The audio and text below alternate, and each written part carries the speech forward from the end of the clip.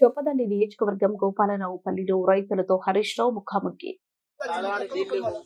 నేను చిన్నప్పుడు గొర్ర కాసినప్పుడు నీళ్ళు దొరకకుండా దోతి సర్ది తిప్పినట్టుండే వాడి నడిపైన అంగ్రేజీలో బుచ్చే బాయాని ఉండే దాన్ని కట్టుకొని నీళ్ళు చేసుకొని తాగిన నీళ్ళు దొరకకపోతే నీళ్ళని చూసి పానం కొట్టుకోడు కథ కత్తది ఇక నమ్మరి అప్పుడు ఆ టైంలో కాచింగ్లో ఒక్క ఇల్లు లేదు.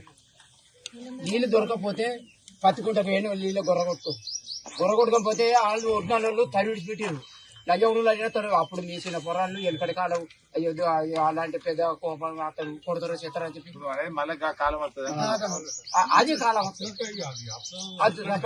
ఇప్పుడు రాని సార్ మీరే ఇప్పుడు వచ్చింది నీళ్ళు మళ్ళీ వెనక తెలంగాణ అయిపోతుంది. ఇప్పుడు నేను చెప్తున్నా